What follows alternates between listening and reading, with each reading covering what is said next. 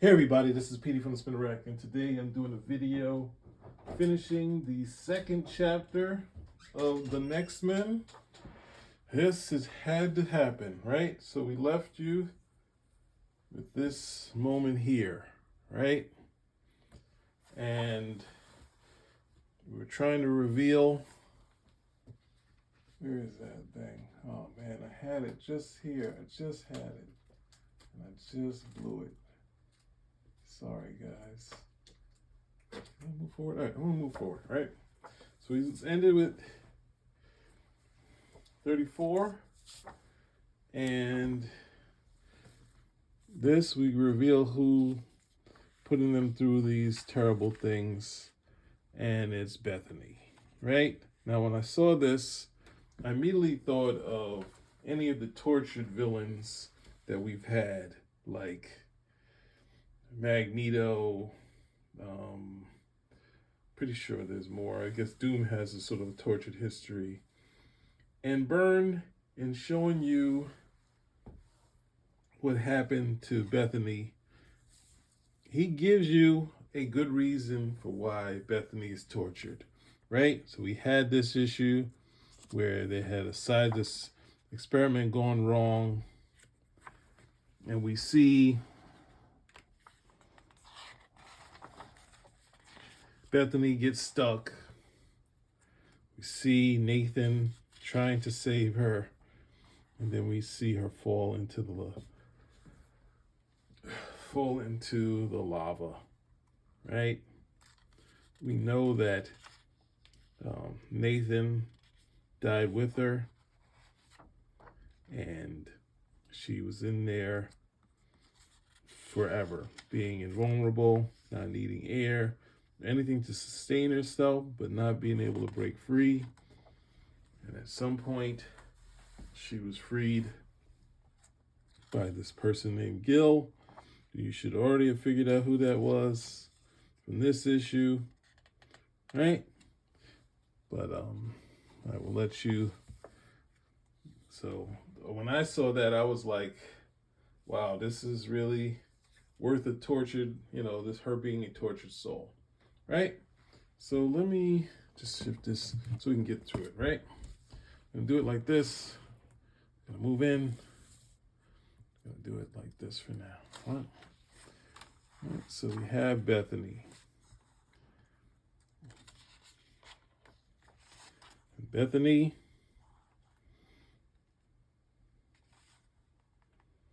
let's see, betrayal from her friends, and now she's gonna sit whack while she tortures them, right? And we see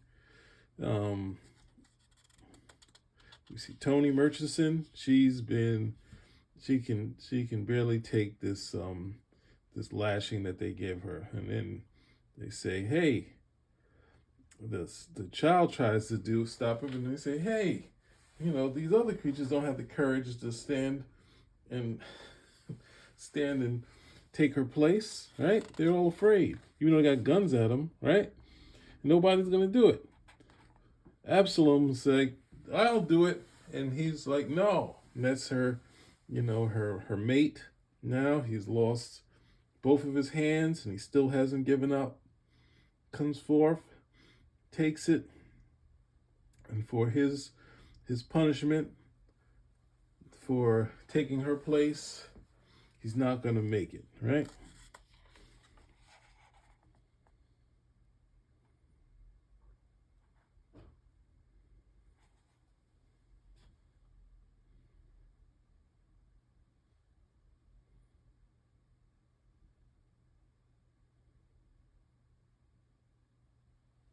And we see Fleming Georgeson has just taken out Nathan's eyes.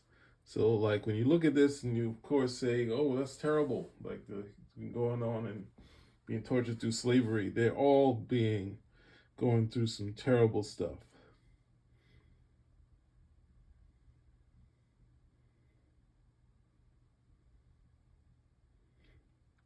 And Bethany, the real regular Bethany, doesn't believe that her friends were tortured, right? That did anything to her, didn't believe that they did. And then, as she goes in there, we have some other figures come in to stop her. She's frozen, right? He tells her to call. Gil comes in to save the day, and they can't figure out what she's done to the other rest of the team. That she scattered them, right? And he was so desperate to help her that that he didn't, do enough checking in on her to make sure she was okay. But they robbed her of her mind, right?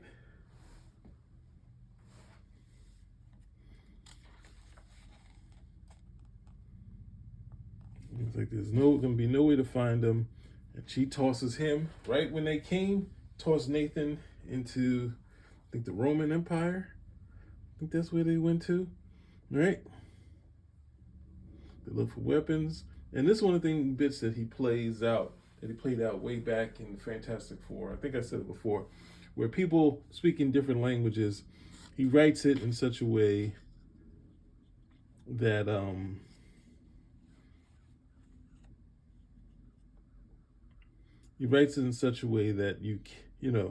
they all seem like they're just so we can understand it, but nobody understands each other's, right? So they take him back to the fort, and then since they can't get it, they're gonna try to take it out of him, right? And then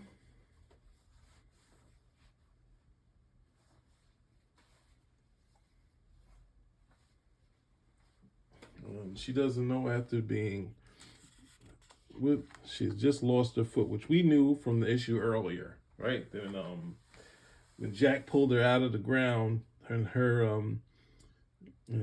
coffin, she had no foot, right? And she's about to be, she's losing it,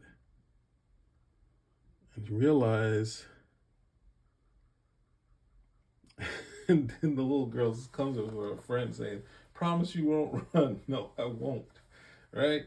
So of the years and times pass, and she knows that the war is gonna end. So she's like feeling almost comfortable, seemingly comfortable in her thing of working in the house now. She's going from, she's the house Negro for this slaver, right? And at this point, he gives a decree that she's going to leave, and is going, telling her dead husband or dead mate is going to make him proud of her. But the girl is hearing this, and she doesn't want her to go. So this is one of the, I know people get tired of the soul slave narratives, but at the same time,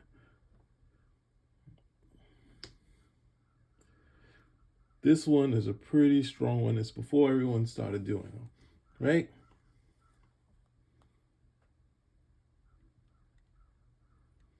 And she says, "No more control, no more control." He said, "Control of what?" He said, "Control of William Dunn Clements." He said, does she know we're even here?" There's no way to know. And then they're looking through history, and they find Jack, right? And then you see, they thought Tony was tamed. She's got herself a gun, and she puts it to her slaver's head. And at the same time, Jasmine is in bad shape. She's got the plague. She had no defense for anything that's in this period. And she's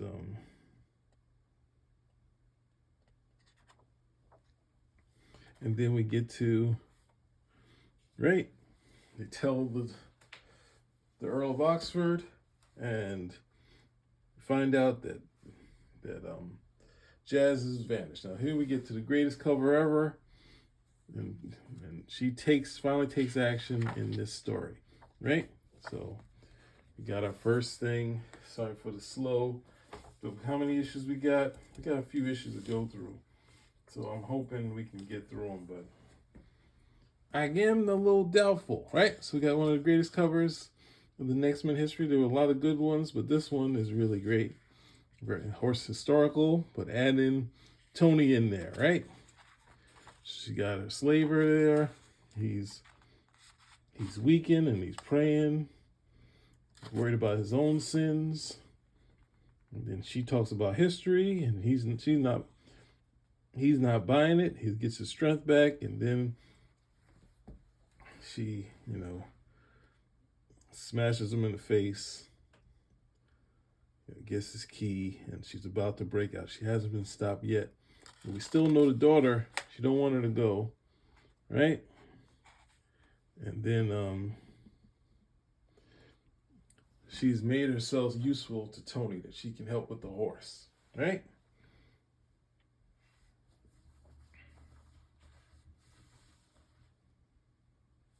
And they're going into town at nighttime. No one's out, so they will steal some clothes. And they're going to make her not look like a girl. She's going to look like a boy. So shaves her hair down. They go off. They run into the...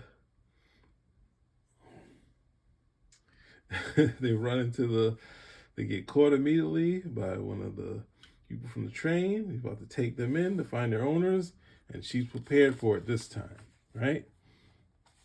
So she gets some paper, some telegraphs and stuff, and she gets on the train again, right? And then the train gets stopped by the Union raid, and now they realize they can't get caught up in this either. Even though it's helpful, stopping slavery, it's not going to help them. So they're trying to get to Abe Lincoln, right? We know from the cover that's what's going to happen. They go in, they start seeing Confederate troops going home. This is a different aspect of the war that we rarely get to see. And then at the same time they're walking, she's at the same spot where she was captured. And it's almost like a stroke of luck. And then she finds the gun that she had in her hand before she, gave it up when they were caught by. Right? And it still works. So she makes a move on. She runs into someone, and she's ready to steal them. They don't even believe any of it, but it's shows them what they could do.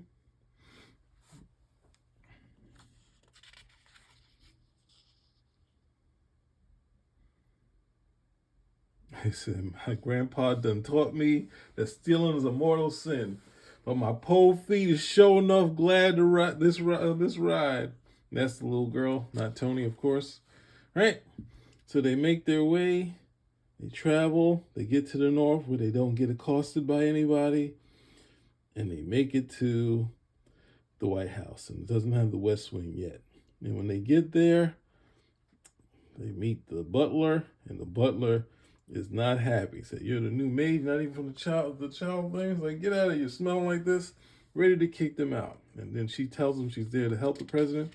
He immediately takes it as a threat, and then speaks of an assassination. No, she's not doing that. So they're asking her the question, and they're not sure about it.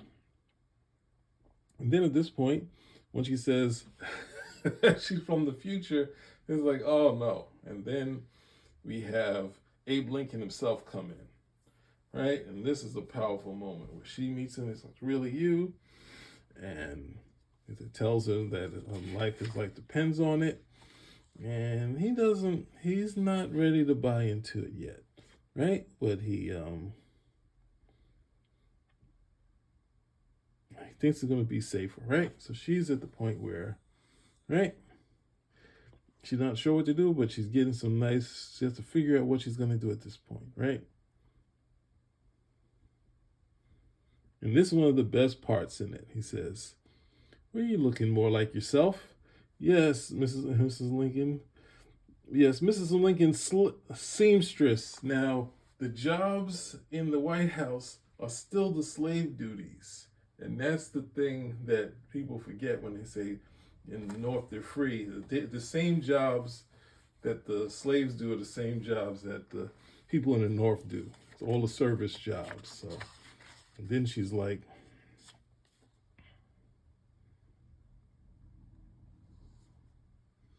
and so here she mentions that General Grant is going to be right next to him, but Grant and his wife canceled. It was almost like a perfect storm to take out Lincoln. So she knows she has to get into town. right?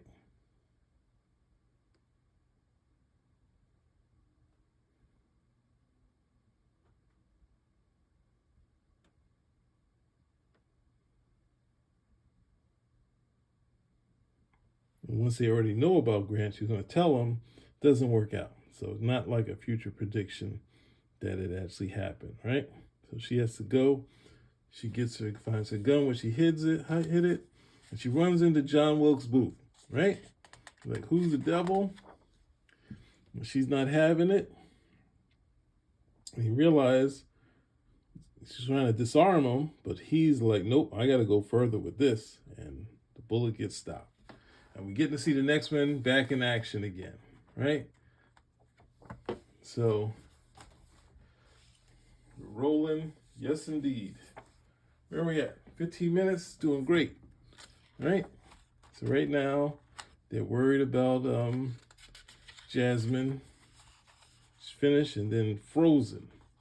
They come in, and she's so terribly sick, and they clean her up, and going back in time with their time traveling things, and then she's like, we can go back and save Danny. And Gil is like, no, we're not sure where he dropped him. He said, of course he wants, he said, no one wants that more than me. But Jazz,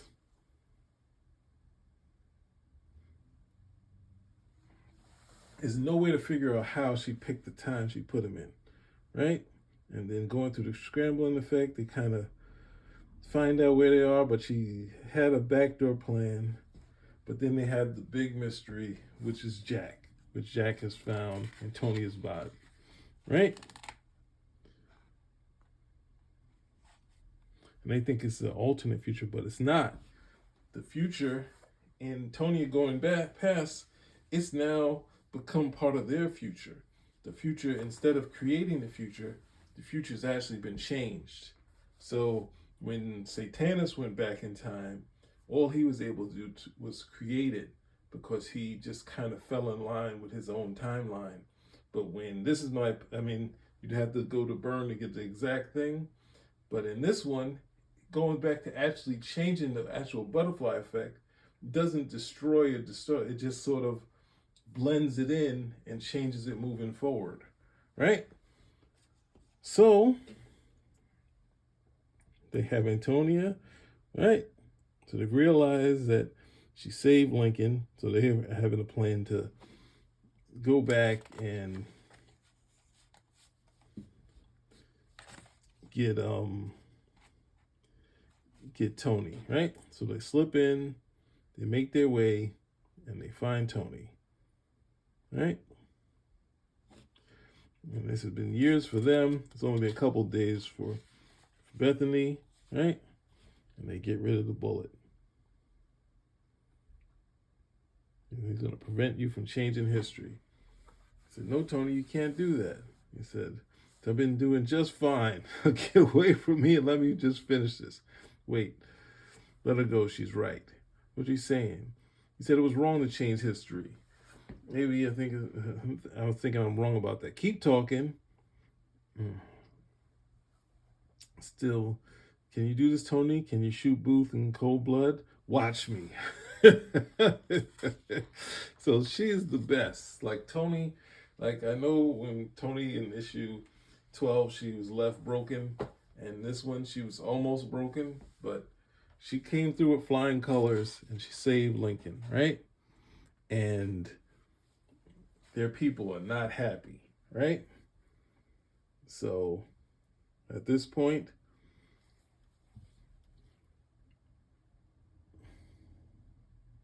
and then Abe Lincoln sees that she saved her.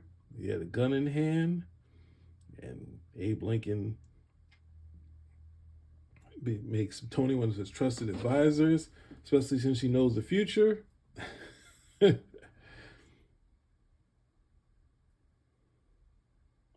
Ooh, uh-oh.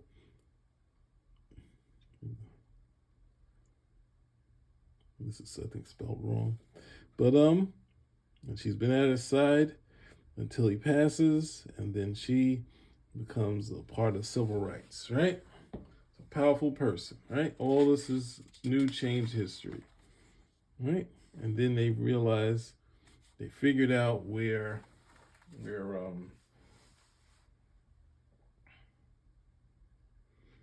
they figured out where Nathan is. They go in, they're able to handle them, and they're about to get all the stuff out of Nathan.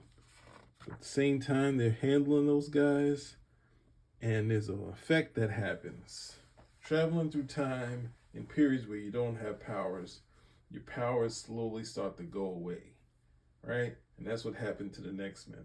Whereas Danny lost his speed. You go through a time it doesn't have the trigger effect. You can't. It just drifts away from you. So you see her power dropping. She's barely able to get out, and Gil gets them out. But at this point, the team, they've gotten most of the team back. The three that are left. Obviously, Jack didn't go, and Danny is passed, right? So we have Gil. So it's a reunion. They don't know they're having a reunion with a former Next Men that's also with them, right? But the people in the future are not happy. They're not happy with what's going on, right? And they're gonna let Nathan's eyes just kind of mature by normal, right?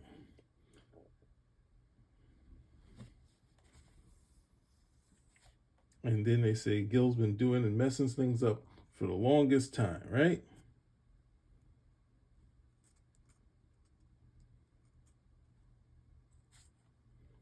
They see that he's been behind a lot of stuff.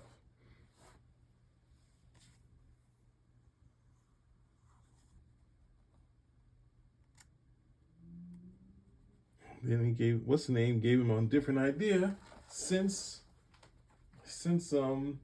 the time was altered, right?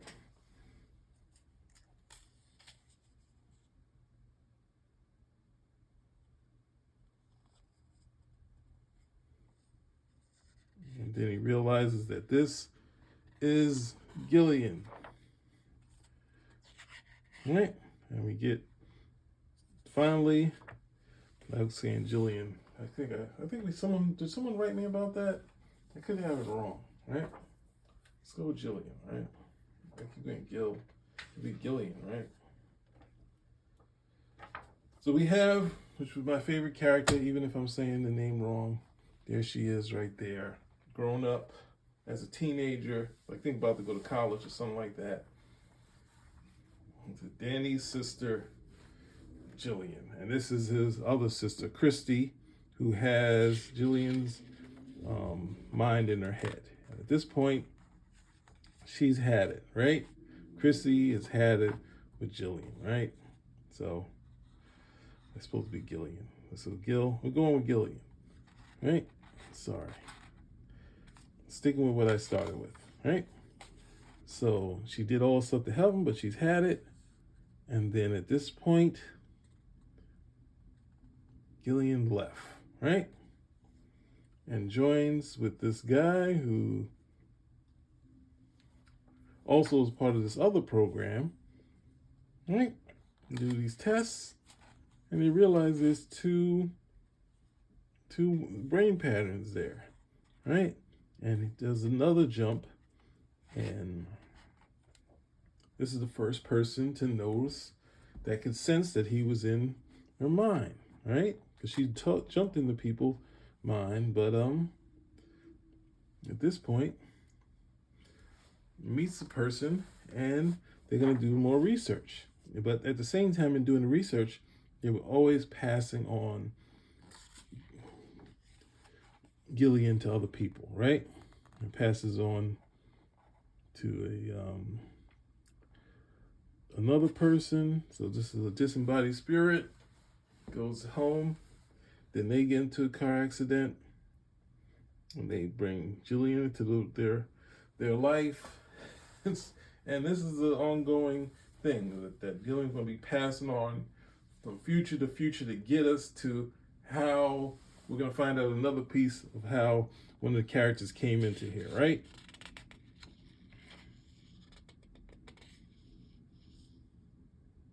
And This is his granddaughter, passes on that to, but then she passes and takes Gillian on, right?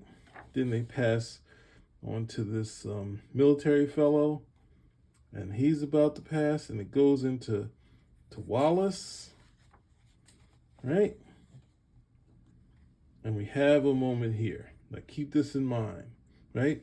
When this guy dies, this rookie gets Gillian, right? And we get this sort of space scene, right? So ultimately, this might be leading to all of the other creator-owned stuff. At least one of them.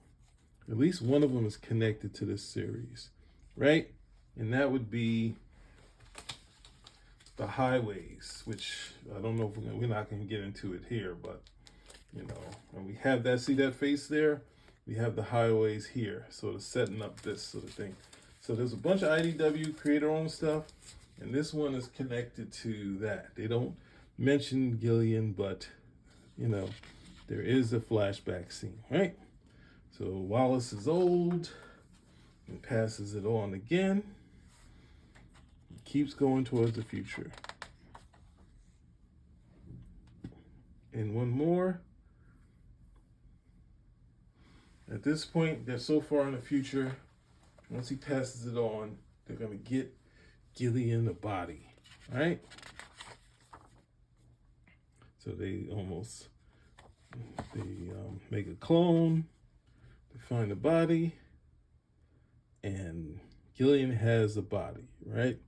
After all this time, and we get to I guess it's around 2112, which I showed you guys this. So it's connected to 2112 right here, and we see Thomas Kirkland in 2115, right? And this is the pod that went into the past. We see him sending him to stop Satanus, right?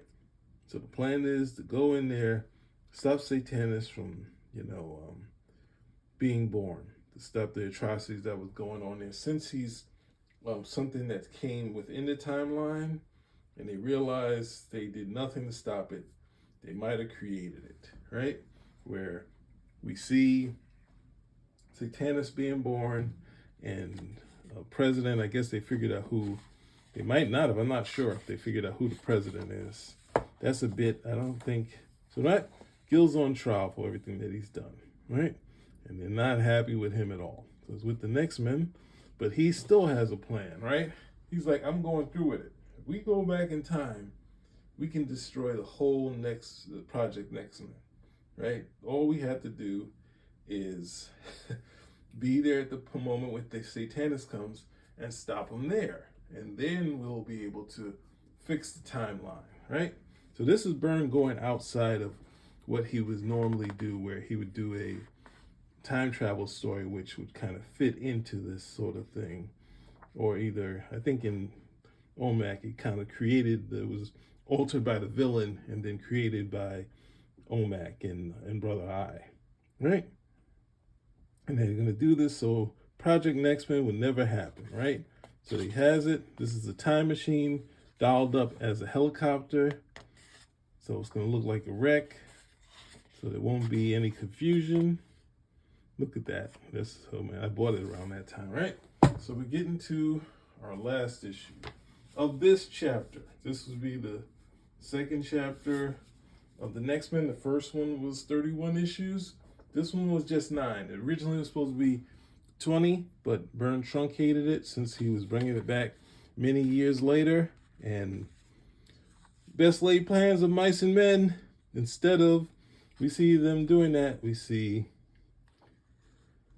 Jasmine go to see her old boyfriend, Jack. Now, Jack I didn't expect to see again, and I'm glad to see that he pops up, right? Because he's so important to the series.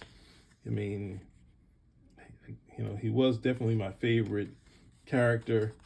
He kind of puts together the religious sort of side of the series, right? And see, she's just really in doubt of everything, so she had to go see him, right? And then Nathan, at this point, right, he's using his glasses, right, because he's developed his powers again. But they realize Jazz is gone. She just leaves a note saying she's sorry. Right? She couldn't go through with the plan. All right. So they're talking.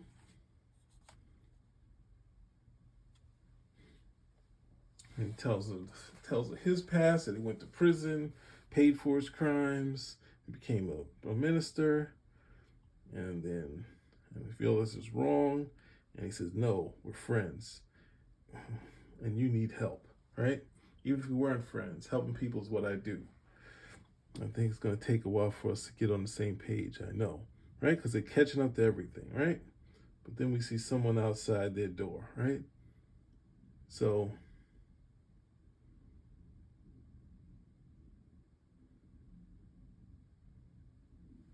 going backtracking what happened, then they're going to go back in time, and they're going to stop the atrocity of Hilltop and Satanus and destruction, all of this terrible stuff that happened. At least this Project Next Men will be gone and cut off the temporal loop, right? Get that all the way out there. And then what will happen? Will they get rid of them? And nobody had an answer for her, right?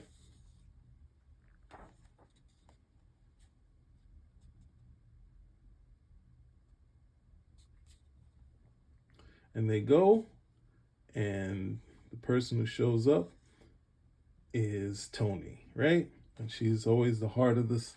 Well, I guess Jack is the heart, and she's the brains and the spirit of the team, right? She's the one who figured out that she had the soldier reflex, and this connection of him saying that she's not against them shows through to this point here, right? He still has his strength, but not strong enough to hurt as much, but she can feel it, right? And they fixed her leg.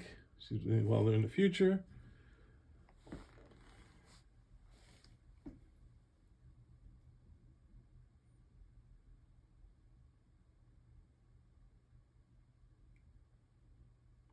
And then Jack, we were introduced to Jack way back, that David said that Jack wasn't smart.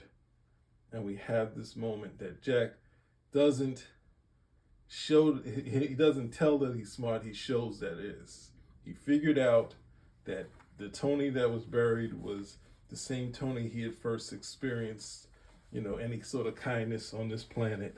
And he said somehow it must have been you. So he didn't go to any doubt or any impossibilities, right? And they get her to bring her back, right? So they bring her back.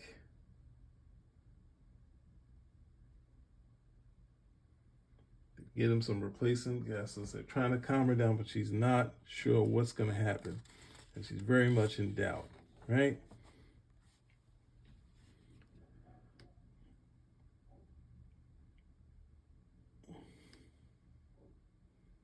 And this is the important part. He's like, she's liking the future enough that she might stay there herself. And he says, you might. And Jack is like, wait a second. Right? So they're going to go through with the plan. Right? So she swindled this guy by having sex with him. And of course, he gave up all the goods. So she did the same thing Bethany did. Used it for her own gain. And then they bring her back. Right?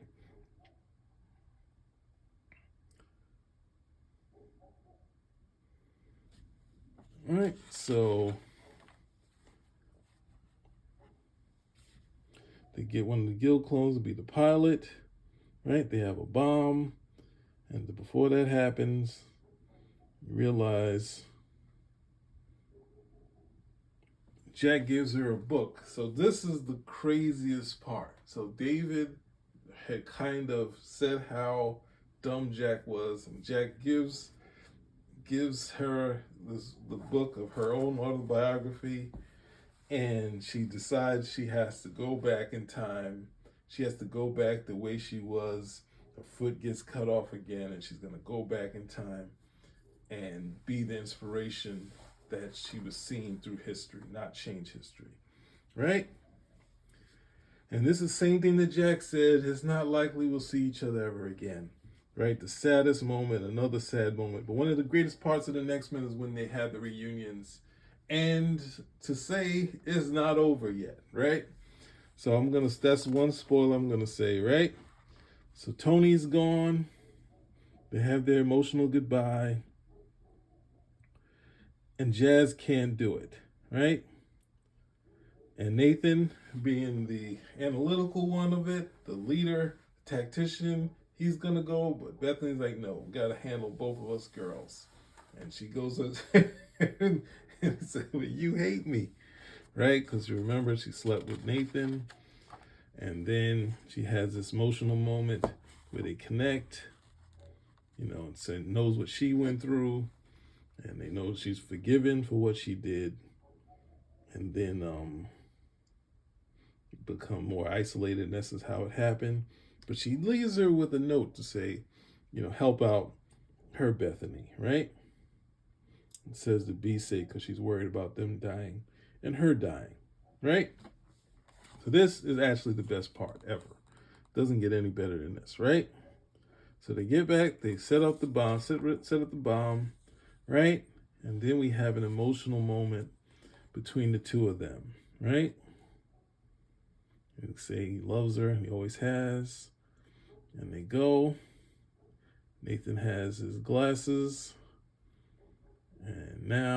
And he's a good enough distance away from it, but he can see it. Oh, goodness. Right? And he hasn't faded away yet. Right? So history can't take them away from time. Right? So Bethany's there, and she's out.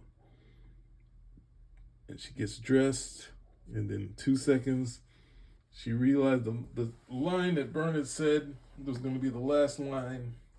Nathan, I'm cold, right? And basically, the trigger gene is gone, and there's no way to recreate it because Satanis will not come back. They won't, when the helicopter comes, they won't see that. They have their story, and that would lead to aftermath, right? So we are not going to do aftermath here or in this one. It took me 37 minutes to do this, right? So we have Next Men, the first chapter, the 31 chapter novel. We have the 20 issue chapter, or 20 chapter turned into a 9 chapter novella of things. So I've got here to the end, and I know you're thinking I don't got nothing left. And so I say, I know people complained and said, oh, it's supposed to be a gut-wrenching thing, which is what the Next Men is. It's the greatest Tony story ever. But now that we got to the end, we gotta reveal what the Next Men are. And this is only an opinion because I don't have any proof of it. But the Next Men, kind of the modern day Forever People, right? And it's kind of taking Jack Kirby's Fourth World Saga and turning it into a real world sort of saga, right? And you say that's totally nuts, right? If these are Forever People, right? Then who is the Orion of it, right? Well, the Orion is in 2112, right? Orion is Agent Red, right? Which I think Simonson called Orion the Red Orion, right? So we have Orion here, the person with a messed up face, right? And we have Agent Red, who has a messed up face, right? Also has a healing power. And then, of course, if we have an Orion, then of course we have a dark side in Satanus, right? Now, the interesting note, because obviously Satanus is like a psychic vampire. Darkseid had in his Omega beings had the ultimate wipeout, right? So which would wipe you away from existence. So it's not exactly the same, but they have some sort of death power, and at the same time, the two of them are the most calculating sort of villain that you have there. That they don't actually fight the characters. I don't think Orion and Darkseid fight at all in Kirby's version of the series, right? We just have him sort of gloating and seemingly even more than that. So we have our Orion, we have our what was it? We have our what was that thing? Sorry. We have our Orion, we have our Darkseid, we have our Forever People. Then you say, all right, you are really pushing it. You're just making this stuff up, right? Like you say that who is our Mr. Miracle, right?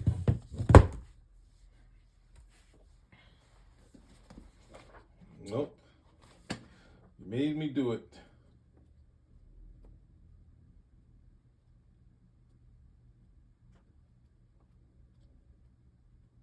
You should already figure this out, right?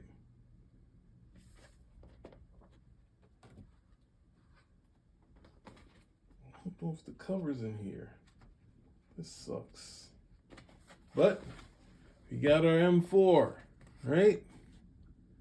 We got M4. He's Mr. Miracle, right? We see him survive the miracle that he survived this car accident. He's not really, I guess he's not an escape artist, but at the same time, we have this man who's, it's not the exact same thing, but he's kind of like our Mr. Miracle. And since this is a new gods type of thing, as I said in the last video, the Next Men have a religious thread through the book, right? The part where there's no religion they've been taught no religion in the story, and Jack finds God, and at the same time in finding God, he's the one who survives, he's the one who saves most of them in the end, and gets them into their future, which we get to Aftermath. So it has a religious thread that goes through it. Now, it's not supposed to be exact because it's taking the symbolism. There's some things that are closer. Obviously, I'm not going to say that, who is it? I think Tony is less of the black racer. She's more like the Hyman of the series, where William Dunklemet's Control is more like the High Father, because he sometimes has some weird ways about him, right? By later artists, not by Kirby. Kirby kept him pretty straight laced. So there we go. We kind of this bit that I've been waiting to say at the end, because if you read if you read the Forever People, where are the Forever People? Where are you guys hiding, right? If you read the Forever People,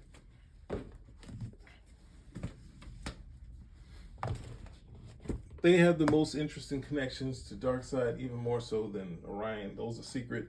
They meet up with them, and even though I guess they do meet up with them, but at the same time that they meet, what's the name? Darkseid sends them through time, and they go through different time things separately. And the same thing that happened in the Return of the Next Men get scattered in time.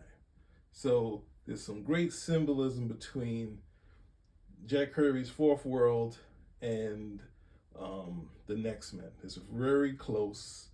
As there's no Hunger Dogs series in here. I can't compare Hunger Dogs to Aftermath because it's a different thing. But there's a lot of bits that are very close, and it's very interesting when we got to that one. I didn't know once we got to the religious thing. And even if you feel it may be a little too much, I kind of feel the same way. I don't have it with me right next to me. Let me find it.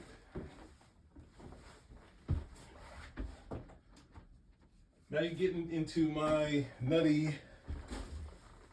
nutty theories. Sin City is Frank Miller's noir version of the New Gods. We have Marv is the misshapen dog of war like Orion. We have Dwight, who is Light Ray. He's kind of the light, but at the same time, he's a photographer, all this other stuff. We have, they have a weird dark side that we don't get to see too much in the series. Who do we have? Forever People? I don't know if we have Forever People, but we do have Big Barda and some of the female Furies. So it's not an exact sort of thing, but we have some similarities in there in between the two of them of Sin City being more so the apocalypse on the real world, but it's kind of a noir thing. So it's not as close, but it has some elements here of this person who doesn't really know any kind of human touch, right? He has this dog of war, and we have that in Marv, who's he's just the fighter of this thing. So it's something that the symbolism. This is what I kind of learned at school, which would be different from plagiarism, is kind of having some of these similar elements. But the Next Men have a lot of elements that are very similar to the Fourth World, which I find very interesting. And it's not supposed to be exact. Of course, you don't want it to be exact because then it'd be plagiarism, right? But there's very close stuff here happening. So that's it. We went to get to my last bit. I finally did it. No, there's still Aftermath. I do plan on doing Aftermath, but it's probably not. I think I'm missing an issue. I have to find it, so it'll probably be later. So I'm gonna do some other stuff. Thanks for taking this journey with me. I finally got to my last bit that I wanted to say. Check it out, buy it. Let me know your thoughts, and let's take away the Kirby stuff. Go back to the Next Men to end. Spin rack out.